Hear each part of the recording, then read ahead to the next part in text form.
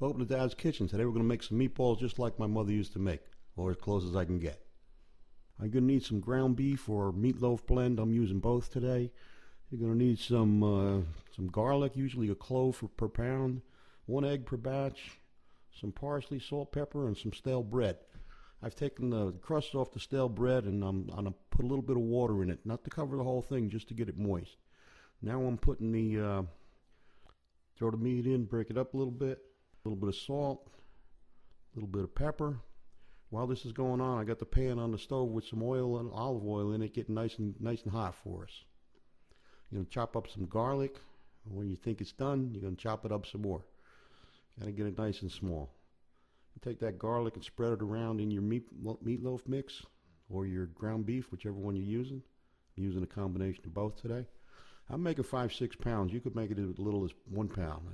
I make 5 to 6 pounds. I do it in 2 batches. Now that bread that's been soaking, you want to wring it out in the bowl. You don't want it real wet. I probably got it a little too wet for this, but in any case, you wring it out, get as much of the moisture out as you can.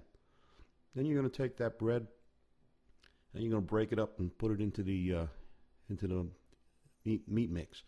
Probably my least favorite part of making meatballs, but you got to do what you got to do. Some people use breadcrumbs. I don't like breadcrumbs. Parsley, sprinkle some in there. Sprinkle a lot of it in there. Cover the top. When I put herbs in, I usually just cover the top of what I'm doing. And some grate some Parmesan cheese. We use Locatelli, only the best. Again, cover the top. It's going to look something like this. Put an egg in there. Break the yolk. Mix everything up real good. You want to get these flavors mixed all throughout the meat. Don't overwork it though. Just mix it up real nice and good. Then you're going to roll your meatballs. And again, don't overwork them. Just get a nice little roll on them. That pan should already be hot and sizzling. They ought to sizzle when you put them in there. Probably on medium-high heat now once you put them in. Or maybe medium heat. They're going to sit there for a while.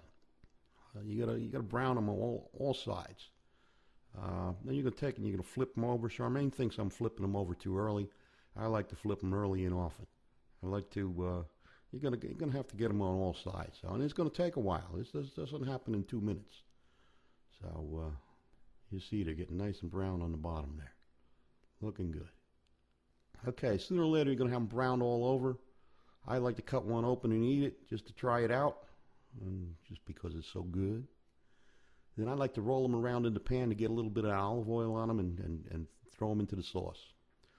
Now, you save those cans from before when we made the sauce. This is why. You don't want to pour this oil and grease down your sink. So you pour it in this can.